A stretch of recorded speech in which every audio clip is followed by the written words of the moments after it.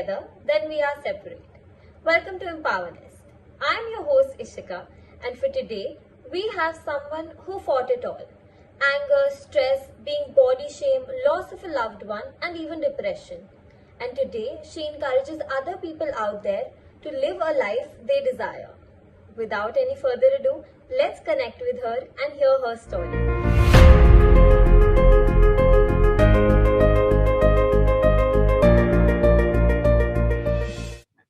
Please welcome Miss Yogini Arora. Hi, ma'am. How are you? I'm doing good. How are you, Ishika? I'm good. I'm good. So let's just start talking about who you are. What do you do? Sure, Ishika. Ishika, I am no one different than you. There are so many stories in our life, and some of those stories bring us to a platform like yours where we are able to share and help each other. I'm sure everyone has a story to tell, and everybody is equally empowered in this world to share something and teach something. So I am here because my stories have taught me to come out of my mindset. I was bullied as a child. I was an obese child. I lost a loved one. I faced depression. And I really came out of all of that. And I would say I'm still there. Every day is a new learning and every day is Yeah. growing into myself. And I've been working hard to achieve that. And that's where I got into this idea that if I can do it, I can help many other people do it. So I left my high-paying IT job in US. I'm an engineer by my education. That So is I was in US and I left that job because what helped me come out of all this was practically mind training, about yeah. training my mind, changing my mindset, and observing things with a different angle. Of course, that had affirmations, that had a lot of hypnotherapy, self meditation, and all those aspects. And someone helped me get out of it. And then I decided that no, I love what happened to me. It was like a miracle, coming out of Yeah. depression of 2 years was a miracle. And that's when I learned hypnotherapy myself. I did 1.5 year diploma in hypnotherapy, and then I advanced in stress management, pain management, past life regression. And now I work as a mind coach, mindset coach, helping all the people out there, but especially women, because women don't talk much about their problems. Yeah, I exactly. love working with women out there and helping them come out. Life is to be lived. You don't need to exist. Just start living. That's the motto I go by. That is great, man. That is great. I will get on to the past life regression therapy in a while because that is what I'm really curious to know about. But Okay. before that, to you, I really wanted to talk about your childhood when you were bullied and you were body shamed. Like that is something many people talk about it, but that is something that still needs our attention. True. Right. So, Ishika, when I think about bullying or when we think about bullying in general, we have this image of movies, English movies, especially where bullying is about, hitting the younger one or the weaker one, pushing them down. Yeah. That is one form of bullying. That is a Yeah. physical bullying. But what people need to understand is there is also emotional bullying. When we intimidate the weaker one, the vulnerable one by our words, Yeah. and the person doing it, it's innocence. Even you're in school and when you're younger, it's very innocence. It's not that. But I think it comes from the fact that the way parents also perceive the world. If you start telling, oh, that person is fat, that person is thin, the kid also absorb it. So those kids were innocent, but the harm they did to me and form of bullying was a mark that was left to me quite deeply. So it was not like someone came and pushed me, nobody came and Yeah. said. It was very subtle way, like if you had to make team for sports, let's not take her, she's too fat, she won't be able to run. Those were the whispers and those hurt Those more. little things people say, people talk about, they don't know how badly they affect the other person. Absolutely. I was not taken into dances because nobody wanted to pair up with me. They're like, oh, she's too fat. She won't look good with us. So bullying is not a form of physical assault all the time. Definitely. Bullying can be very much emotional and doesn't have to be with school. Even our families bully us to certain way. Yo, you are too fat. कुछ करती नहीं. इसको खाना पीना बंद करो. You do this. You do that. There is so much of bullying constantly trying to tell you. I think for me, bullying meant that constantly trying to tell you that you are not good enough. When a person reminds you that you are not good enough, that person is literally bullying you, be it whoever in the world. Because and we it don't definitely understand that. disturbs our mental health. Absolutely, I went through a lot. I mean, then came the phase where you guys were ignored, because you go in the Yeah. late night and having crushes. Ye to moti hai, kind of, And always that saying age that. is like that only. I have dealt through the same, so I know that is why I wanted to talk about it. Nobody, Yeah, you start like reacting in such a way like nobody is gonna like me. I just don't want to go to school. I just don't want to get up. That's what happens, and which is wrong at that age. absolutely. Because for me, in my house, I was the queen. I was the most pampered one.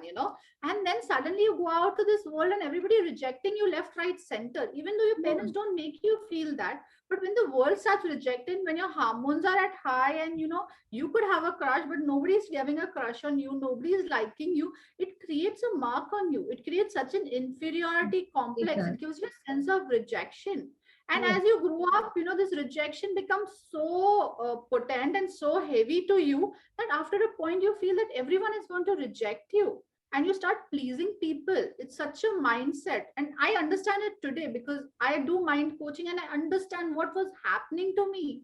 I had become a people pleaser. For me, keeping people around me was so important because I thought they will all reject me because I am overweight, I was body sham. So I always felt that way.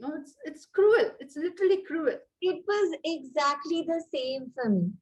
I was like, what will I do if I lose someone? How am I gonna make new friends? There will nobody will be left with me. What will I do alone? That is the mindset that comes. But It's how scary. did you overcome it? How did you come out of it? It took me long, long, long time. Trust me. In fact, so I lost all the weight, and then I started getting attention from the guys. So it's a double whammy.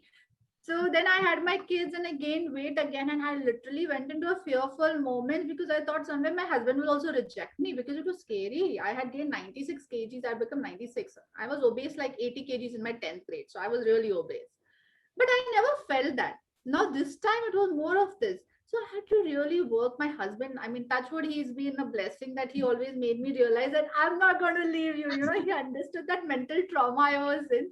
But I really worked on you. I just started my YouTube channel a year back and I was so conscious. So it was not about my body now. It was still about a rejection to one person and never thought about it. Till I was told to start a YouTube channel. I was not ready to face the camera, Yeah. Ishika. I was scared people will judge me. I was scared that people will comment, now she's lost weight or now she's gained weight. People are so judgmental all the time. Even, when you meet someone also, huh? You lost weight? Even our relatives Absolutely. do that. People around us do that. Absolutely. That's so judgmental that we are, and that doesn't happen with men. Huh? It doesn't happen as much with men. I mean, no man is told, oh, you gain You weight, look you so should lose fat, weight. huh? I know. So it's like that. So I worked on it, and then I had to literally gather my courage and make my first video.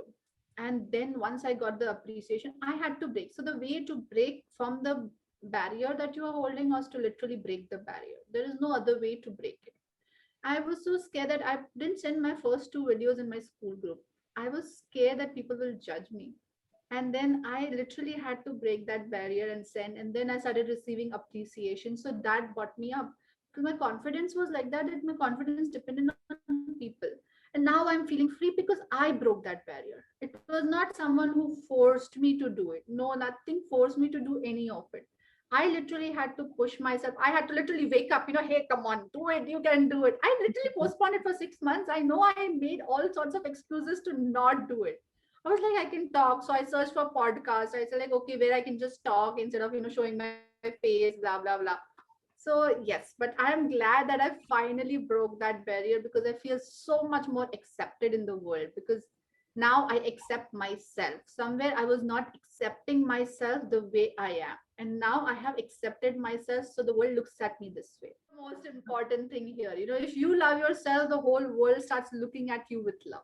The same way. Yeah, exactly.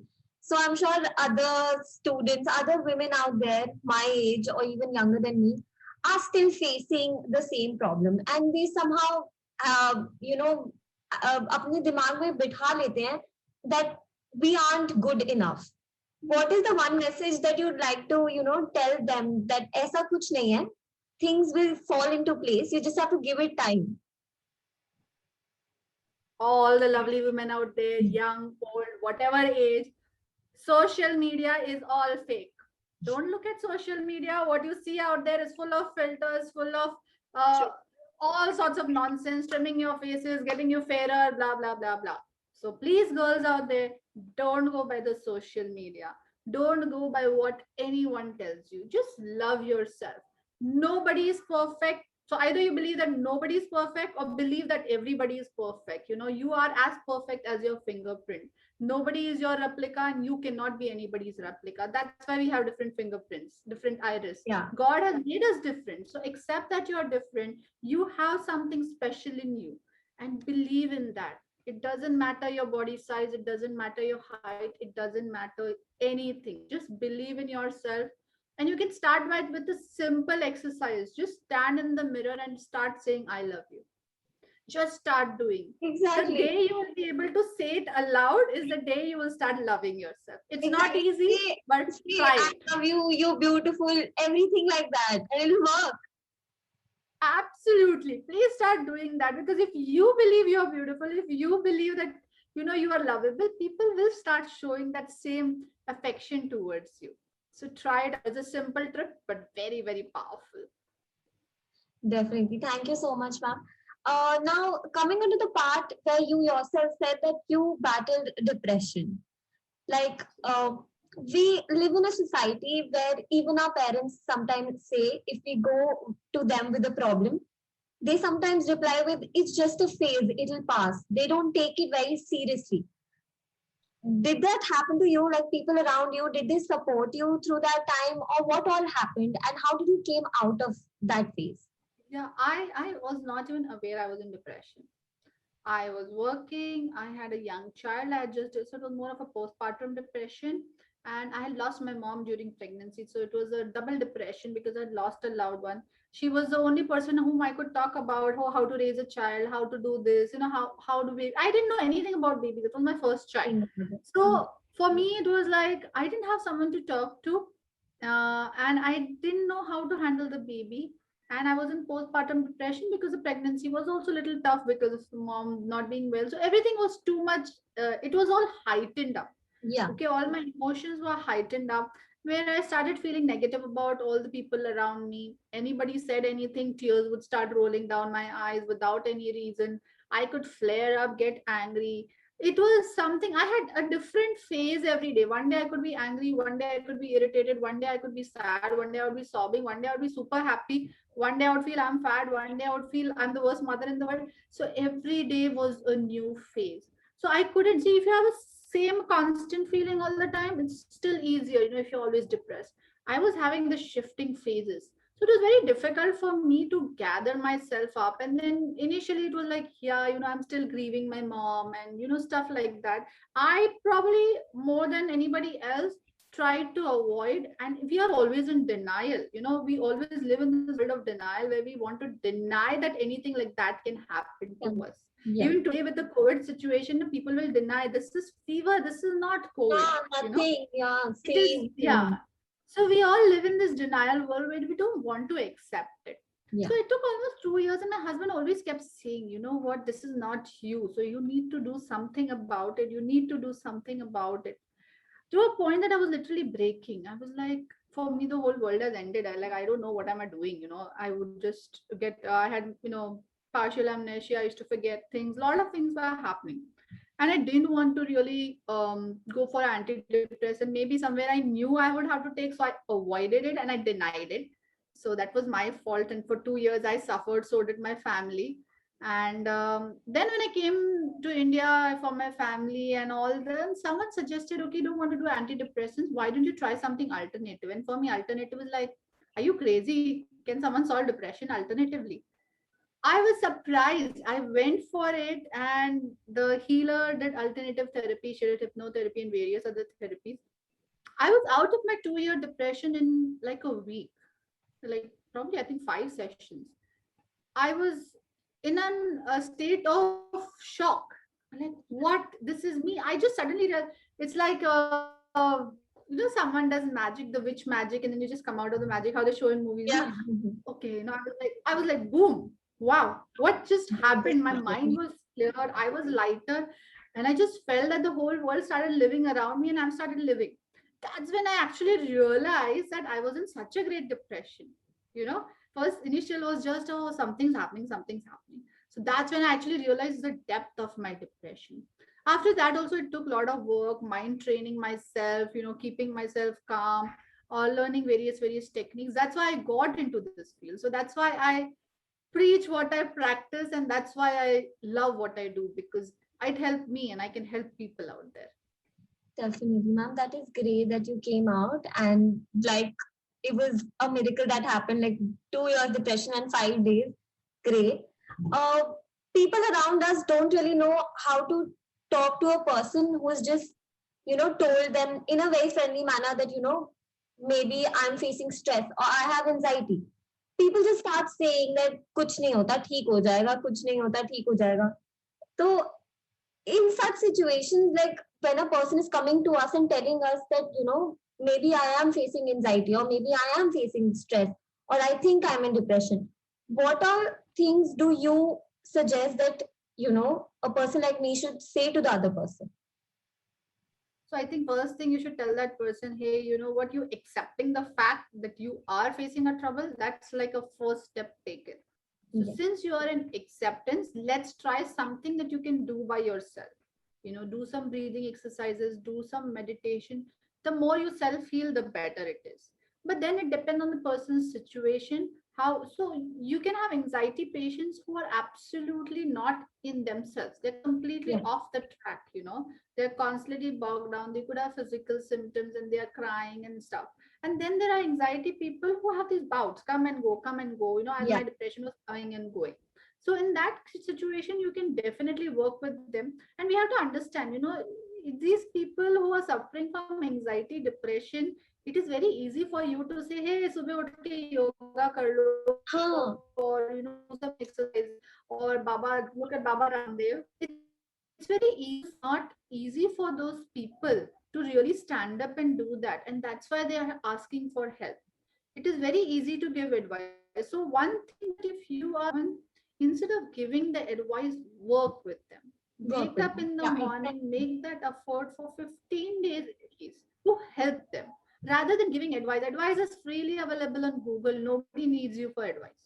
So don't become the Google Baba here. Go and wake up and take them for a walk, hold their hand, talk to them, and that is what they need at this point.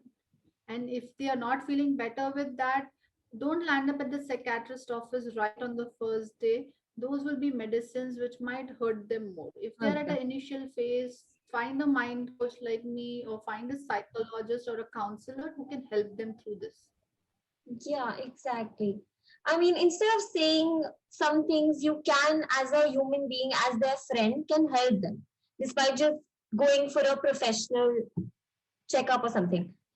Sometimes just by one conversation, the person will come out of it.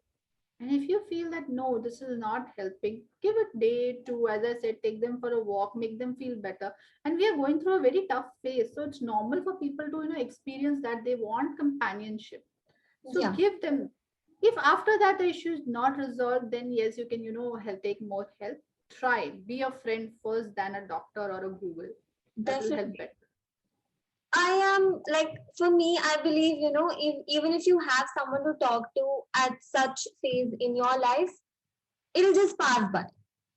You just need to be heard and you'll just move on with it. Perfect. It's a Okay. community, healing at any point. For people Yeah. who are grieving, people going through, whenever you want to heal, you need a community around you. You Yeah. need people whom you can trust, people with whom you can talk to, and that really helps. Yeah. So finally, coming on to you being a past life regression therapy expert, that is something I'm very curious to know about. So I have no idea about what it is. So if you could just, throw some light on what exactly it is, does it work? How does it help? So, Ishika, we have been through many lives. Okay, as Hindus we believe it also, if someone else did it. But we have gone through many lives, and in each life we have built some karmas, we have released some karmas. Karmas is again a common word that we all are aware of. It is just some give and take. In short, it's a give and take that we build in every life, and we need to release them in that life, or we have to pay for them in the next life. Yeah. So when we come into a life, there are these karmas that come with us. Some are good, some are bad. But if they start bothering us or start creating problems in our current lives, is when we need to go back and dig into the past life to Yeah. find where is the problem. Has someone cursed them? Has something bad happened? If it's about relationship, what was the relationship that's led to such a stress right now? It could be very simple things. So, for example, I we have people like Selena Jetli, the film star. She used to have this cramping stomach pains, and no, there was no medical diagnosis for it. Reports come out normal. So she went in for past life regression, and she realized that in one of her lives she was stabbed in the stomach, and the wounds were still sore because it was, we don't forget as easily. So those what she was holding on to. For me, I had a chronic shoulder pain since I was 10, and I didn't know what it was. I couldn't write a paper in my school. I could do everything else. I couldn't write paper. I couldn't, lift my hands at time. It could get really worse, especially while writing and all. So I didn't know for many years. I went through a lot of therapy, acupressure, acupuncture, name it. I have done it all from the age of 10. I could get temporary relief, no permanent relief.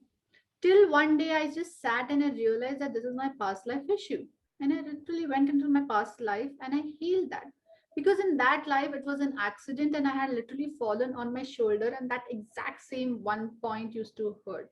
And that's the reason when, as soon as I realized something magical happened again, I never had that pain. I still have a time when I get stressed because, those are stress memories there, but it is not chronic. My pain was so chronic that it was an everyday thing. It was like as if I've accepted that as a part of my life.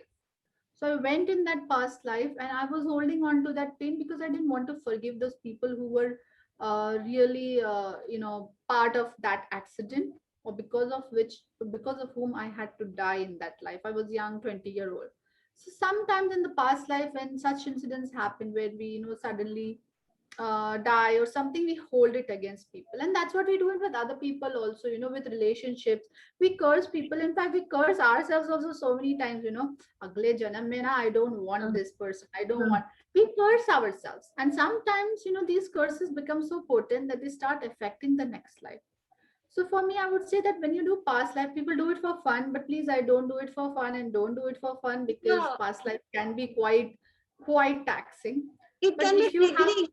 You don't know what you've done or what you're gonna experience. It can be quite triggering to the other you never person. know what you will learn, and that might hurt Yeah, your today's life. So exactly. don't do it.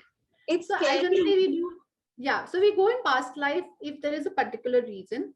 Generally, if there are patterns in life like relationship patterns, constant betrayals that people feel, if there's a medical problem, like if there is a physical problem but without a medical etiology, like my shoulder pain, that Mhm. was something that didn't have a medical reason for it. Okay, it was not showing in X-rays or MRIs or something. Then we go into past life. We go into past life to meet our loved ones who have departed. That is also one way of connecting back to the souls. So wherever you feel that your current life, and we know it, people who come to me for past life definitely know that there is something that's coming from the past life. And then we go into the past life and we try to resolve it there. Basically, we go there, resolve, we forgive, forget, and ask for forgiveness. We need to release that karma there. So if you are able to release that karma, and sometimes just knowing what happened itself is so easy. I had a young client who had issues with her mother, and she could never figure out why the mother did not love her, as she should be loved. And she went into the past life and she realized that in that life she was the elder sister and the mother was the younger one, and she constantly abused her and was not nice to her. And it's a give take, it was a karma, right? So the moment she realized that, actually it released the karma and the relationship started improving. Getting better. Because, Hmm. yes, it started getting better. So it is simple things like that that can, the past life can be so potent when we actually go there. And it's an amazing experience, but it is nothing like how you saw in Kissa Pichle Janam Ka. If you have seen those episodes, those are very much animated, those are not real, those are like social Yeah, media. that's Yeah. what I'm coming on to like, how does it work? You talk to the clients, or what exactly happens? So basically, I take into past life. I use hypnotherapy again as a tool to Okay. go into the past life, Mhm. and it's a calm and serene situation. And then we command the mind to take. See, we never forget memories. Our memories are in our DNA. They are into our mind. They are really hard fitted. And then we command the mind that once you are relaxed, please go to the life where we have an answer for this current problem. Yeah. The mind actually takes us there. It makes us land in any phase of our life where you are. And then as a therapist, we have to keep talking to them, taking them back front, trying to join the dots to find out where exactly that person or the same situation has occurred. Now some people see this very very clearly. They'll be like a watching movie, and they will be able to see literally scenes and scenes of their past life, and they can literally describe it. For some people it's a very vague image with someone whispering in the ears like a story. For some people it's like they're physically present, so they will start showing those expressions on the face, start moving their hands and legs. I had a client who actually went violent during the session. So Oh my that God. also happens, because he was being basically in that life he was being given poison, and I could literally see those tears rolling down his eyes, and whole throat was like, my throat's hurting, my throat's hurting. So all that happens, some people hear it better, some people, and for some people it's just a feeling in their heart, okay, yeah, this is what happened. So everybody experiences it differently, so you need a therapist with you who can guide you through the process, who can Yeah. join the dots, take you back, take you forward. It's like a movie that we are running literally, so forward backward to find where was the climax. And then we go to that point, and then we forget that situation, people, thing, whatever it is that was there, and we ask for forgiveness to release that karma, because somewhere we were holding on to it and we need to release it. And then we come back, and then we're fine, and things start improving around us, and you'll see a change automatically. That is great. But how do we actually figure out that, we need to do the past life regression therapy? If you don't figure out, don't figure out. You will know it when you need it. It's again a very Nobody, very no, has anybody come to you just for fun? Like, I just want to know what happens. yeah. I You, people come to me. So I simply ask them, then which life should I go? If you want to know it for fun, which life should I go? See, you have so many lives. So you yeah, need to know, give me something where I can start. I need to start somewhere. So normally we don't entertain anyone without a reason, because going in past life itself is something that it's not needed, it's needed. It's a situation where you don't want to reveal too much, because in trying to find out something for fun, you might just find out something that you don't need to know. yeah, exactly. And then there'll be trouble dealing with it. Once you get to know, you won't be able to, look Yeah, yeah. at life the same way. So imagine you went for fun, and then absolutely imagine you went for fun and you realize in that life you were murdered, and the person who murdered you was your best friend. Imagine how Yeah, then you traumatic come that would back be. crying and you're not talking to your best friend. And then Then you're like lost your best friend and you murdered me in the last life, and the best friend is like, what are you talking about? Because we have resolved that karma, and that's why you're friends in this life. We didn't see yeah, the other lives where the karma was built. We were just looking at one life. So you can't draw a judgment based on that life. yeah. So is there any particular, client experience that you'd like to share with us? Something which was very different from others, or something that is close to your heart?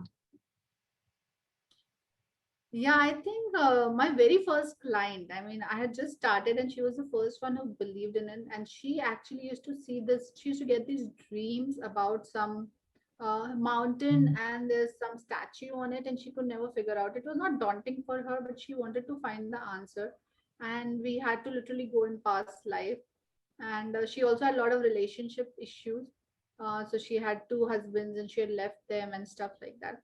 So it was very it was my first experience. So I remember it so nicely that in her first session, we found out that both the husbands in this life who were abusive to her were actually her husbands in previous lives also, and they had actually stabbed her to death. But she still loved them, and she didn't know about it. She didn't know that that had happened because she was backstabbed literally. And then when she came out of the session, and she was like, oh my God, I never realized that. And now I know why I was so keen to get out of the relation, because it was getting so abusive that someday I knew that could happen. She's like, I never knew this happened in past.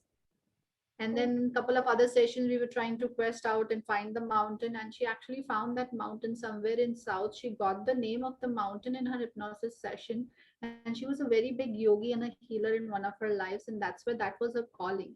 And after that session, she actually went to that place and she learned that healing technique that she was asked to, and she said that I have found the purpose of my life. I know now what I was supposed to do, which I was not doing. So that was a very, very, very profound and a beautiful experience. That is great. But for your first experience, I mean, that was quite scary. I mean, Yeah. you will, I mean, I don't know how to even react to it. But But I had read a lot of novels from Brian Weiss about past life regression. So it was not a shocker, but it was something that I had not experienced. Like, okay, yeah, this reading stories is one thing, but coming to reality is another one. So I knew something like that could happen and there could be a cause behind it. But yeah, it was something very beautiful, yet very scary, yet very satisfying, in that way. how many sessions does one person need? It depends on the complexity of the situation and how bad the situation is. Like this mother daughter thing was just a one session. She was just fine with one session and she was out. She realized what was the problem and she was out of it. If there were deeper problems like partner problems, or deeper as pain problems, or certain affections, certain patterns, certain ways, it could take up to 2 3 4 sessions, not more than that, because we don't want to dig further, so you do just work with the current problems. So yeah, I think I must have done 4 sessions for this first lady, and then I had another client who went for almost 6 sessions, but that was her problem was much, much, much deeper. So we had to work on it. That is great, man. That is great. That was so interesting to, talk about it, to know about such stuff when you don't know about anything about it. Like I did not. So it was very interesting to talk about it. To end the session, since this is, about empowering women out there, what is the one message that you'd like to deliver to such women? I think I already said my message. All you women, each one of you is perfect. So please don't compare yourself with anyone. Don't think you are not good enough. Please, please, please start loving yourself. And if you need help, I am here, and there are many other women out there, many healers, many mind coaches. Go and take help, because this is not your mindset. You were not born with this negativity. You are a pure soul, and some Yeah. things have changed over years, but don't be negative. Go back to living. Stop existing. It's life. Enjoy it. It was a lovely session. Thank you so much for coming here and doing this for us. It was great to have you on the show, ma'am.